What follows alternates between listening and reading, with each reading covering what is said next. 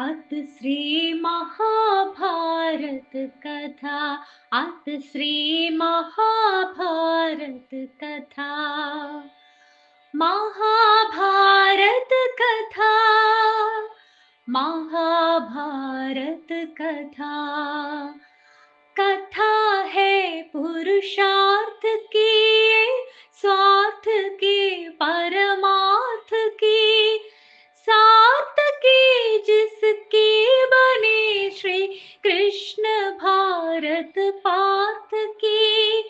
शब्द दिग्घोषित हुआ जब सत्य साधक सर्वथा, शब्द दिग्घोषित हुआ।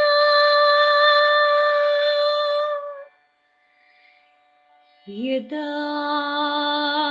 यदा हि धर्मस्य ग्लानिर्भवति भारत,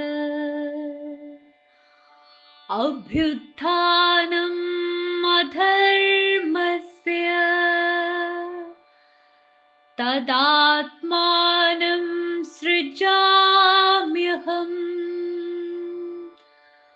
परित्राणाय साधूनां,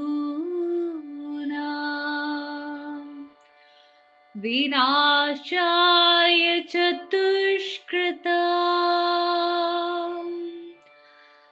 धर्म संस्थापनार्थाय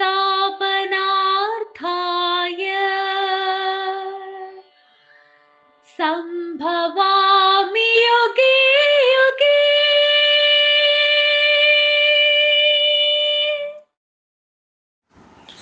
ഓം ഗണപതേ നമഃ. ഓം വിഷ്ണുവേ നമഃ. പ്രിയപ്പെട്ടവരെ, നമ്മളിന്ന് പരിശോധിക്കുന്നത് പരശുരാമനാൽ നശിപ്പിക്കപ്പെട്ട ക്ഷത്രിയ രാജാക്കന്മാർ വീണ്ടും രക്ഷപ്പെട്ട് വംശവർദ്ധനവ് വരുത്തിയതിനെ പറ്റിയാണ്. ജനമേജയ രാജാവ് തൊഴുതുകൊണ്ട് വൈശമ്പായനോട് ദേവകള് ഭൂമിയിൽ പിറക്കാനിടയായ സാഹചര്യത്തെപ്പറ്റിയും കാരണത്തെപ്പറ്റിയും ചോദിക്കുന്നു. അതിന് മറുപടിയായിട്ട് വൈശമ്പായനൻ വിഷ്ണുദേവനെ സ്മരിച്ചുകൊണ്ട് രാജാവിനോട് പറഞ്ഞു, ഭാർഗവരാമൻ ക്ഷത്രിയന്മാരെ 21 പ്രാവശ്യം യുദ്ധത്തിൽ നശിപ്പിച്ചതിന് ശേഷം മഹേന്ദ്രപർവ്വതത്തിൽ തപസ്സിനായിട്ട് പോയി. ക്ഷത്രിയ വംശത്തിൽ പുരുഷന്മാരില്ലാത്ത അവസ്ഥ വന്നപ്പോൾ ക്ഷത്രിയരായ സ്ത്രീകൾ വംശത്തിൻ്റെ നിലനിൽപ്പിനായിട്ട് പുത്രന്മാരുണ്ടാകുവാൻ വേണ്ടി തപസ്വികളും വീര്യശാലികളുമായ ബ്രാഹ്മണരെ സമീപിച്ചു.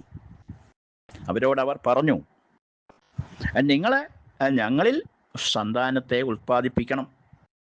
അങ്ങനെ ചെന്ന സുന്ദരിമാരായ ക്ഷത്രിയ സ്ത്രീകളെ എല്ലാവിധത്തിലും സന്തോഷിപ്പിക്കത്തക്ക വിധത്തിൽ ബ്രാഹ്മണര് പെരുമാറി.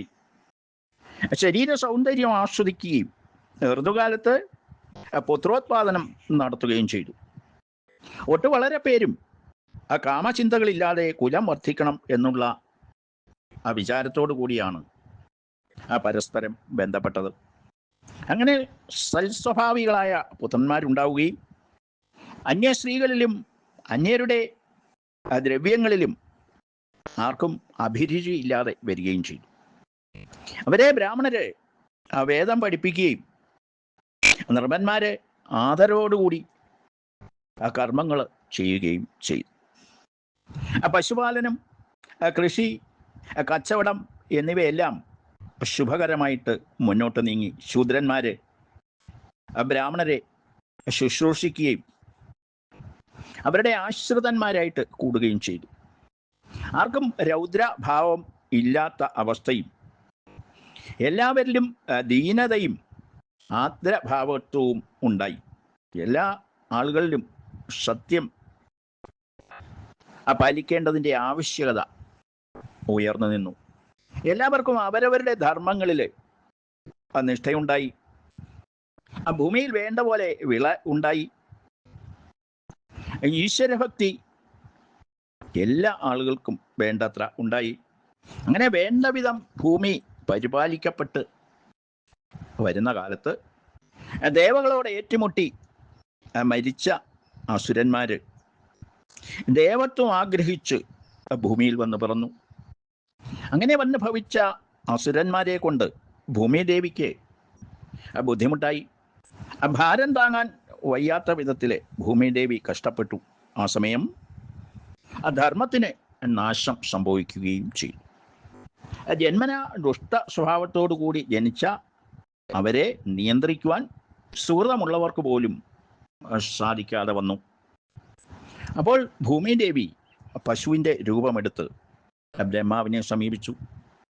പ്രഭു, അസുരന്മാരെല്ലാം ക്ഷത്രിയജാതിയിലും മറ്റും വന്ന് പിറന്ന് എന്നെ വല്ലാതെ വിഷമിപ്പിക്കുന്നു. അങ്ങ് ഇതിനൊരു പരിഹാരം ഉണ്ടാക്കിത്തരണം. ഭൂമിദേവിയെ ആശ്വസിപ്പിച്ചുകൊണ്ട് ബ്രഹ്മാവ് പറഞ്ഞു, എനിക്ക് കാര്യങ്ങളൊക്കെ അറിയാം.